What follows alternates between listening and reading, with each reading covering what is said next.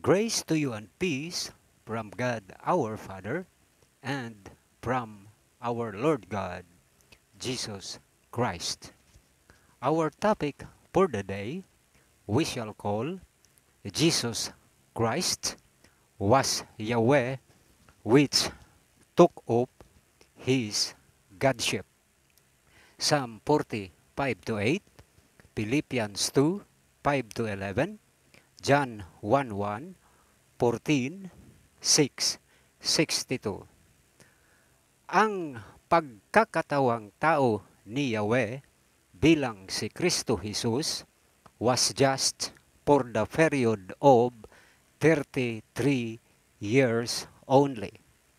And it all began from the very day when the Word was made flesh. Matthew 1:18 to 2, 1 to 2. But nonetheless, when Jesus Christ was resurrected, the Father had restored him of his Godship, but no longer as Yahweh, but as the Lord Jesus Christ. Luke 24:44 to 52, Acts 2:30 to 36, Galatians 1:1 to 5. Hence, Yahweh was already a thing of the past. Binding now is the name Jesus Christ, for which every knee should bow and every tongue should confess that Jesus Christ is Lord, to the glory of God the Father. Philippians 2:10 to 11. Kaya kung Diyos ba o tao si Kristo Jesus, ito ang kompletong sagot. Prior to creation and much prior to the creation of angels and onwards to the more than 400 silent years between Malachi and Matthew, Diyos si Kristo Jesus bilang si Yahweh. Proverbs 8:22 to 31. But originally, he was described as the Word which was distinct from God. John 1:1 to 2. Sa madalit sabi, sila yaong plural God na magkakasama sa Genesis 1:26. And definitely, si Yahweh ay hindi ang Ama sapagkat wala pang nakakakita sa Ama maliban kay Kristo Jesus. John 6:46. Kaya ang Diyos na nakihalubilo actively and visibly sa Israel ay walang iba kundi si Yahweh na naging Kristo Jesus. 1 Corinthians 10:1 to 4. Therefore, bear this in mind na sa Old Testament ang pagka-Diyos ng Diyos ay sabay na ginagampanan ng Diyos which is distinct from Yahweh. Albeit ang Diyos na kasakasama ni Yahweh had rarely revealed himself as in Psalm 110:1. At nalalaman na lang natin ang kanyang existence dahil siya'y madalas na tinutukoy ni Yahweh na kanyang Diyos. Deuteronomy 6:4, Psalm 45. Sa makatuwid bagay na bagaman Diyos nga si Yahweh, ngunit mayroon pang ibang Diyos maliban sa Kanya na mas dakila at nakakataas pa sa Kanya. For my Father is greater than I. Jesus Christ is lecturing us in John 14:28. Also, take note of this, na ang Panginoon ni Haring David ay walang iba kundi si Kristo Jesus. Matthew 22 42 to 45. At sa panahon ng New Testament, ang Diyos at si Yahweh, the plural God of Genesis 1:26, ay finally at officially ipinakikilala sa atin bilang God the Father, which is distinct from the Lord Jesus Christ, respectively, simultaneously, and separately. John 1:1-2, 14:18. Kaya sa Old Testament, si Kristo Jesus ay Diyos bilang si Yahweh, subalit sa New Testament, yamang hinubad ni Yahweh ang kanyang pagka-Diyos at naging si Kristo Jesus, siya'y isang tao. But take note na ang kanyang pagiging tao was only for the period of 33 years.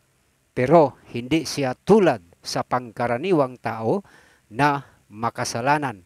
Romans 3:23. He is an exemption to the rule, something like a product of the so-called in vitro fertilization. Para bagang isang test tube baby si Kristo Jesus na itinanim sa uterus ni Maria, a kinda miracle, a working of the Holy Spirit.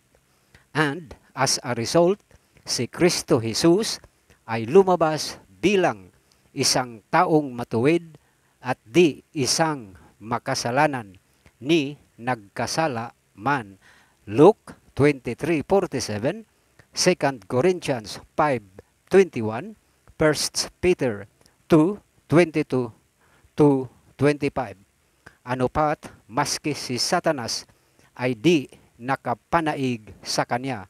Luke 4:1-14, Matthew 4:1-11, Matthew 16:18. In summary, therefore, prior to the 33 years of Jesus Christ's life on earth, from eternity past, when beginning and time were not yet, Jesus Christ was already God and coexistent with the Father.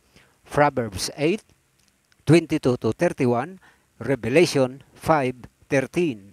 He was originally called the Word, then became as Yahweh, the God of the Old Testament. But when he was resurrected, the Father restored him his Godship, but no longer as Yahweh, but as the Lord Jesus Christ.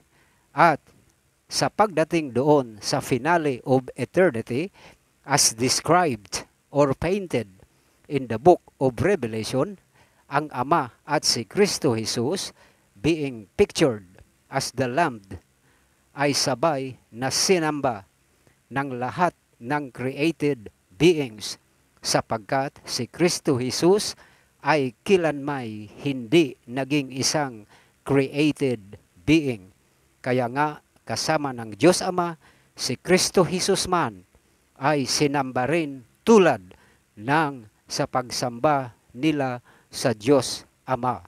Revelation 5:13-14.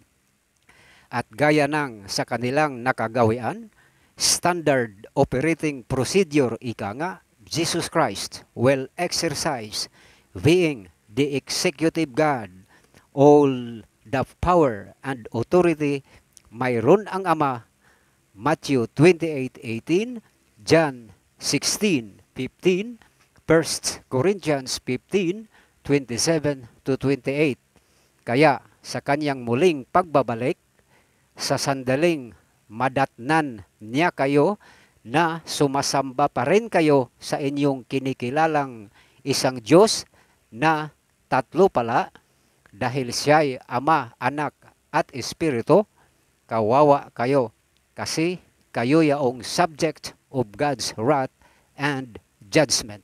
Revelation 6:15-17. Excuse me. Ganun pa man, for your for your own benefit at para mailapit ko kayo patungo sa buhay na walang hanggan with the wisdom of the Holy Spirit and by God's grace. Ito ang titik at diwa ng kabuuan ng Biblia. From Genesis to Revelation, God the Father had delegated His Godship to the Lord Jesus Christ. I repeat, from Genesis to Revelation, God the Father had delegated His Godship to the Lord Jesus Christ. 1 Corinthians 15:27 to 28.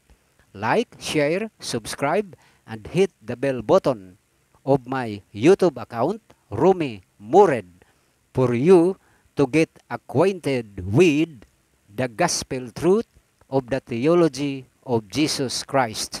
Matthew 24:14, Revelation 14:6, that may lead you to eternal life. John 17:3. Yours truly, God's workman. God bless.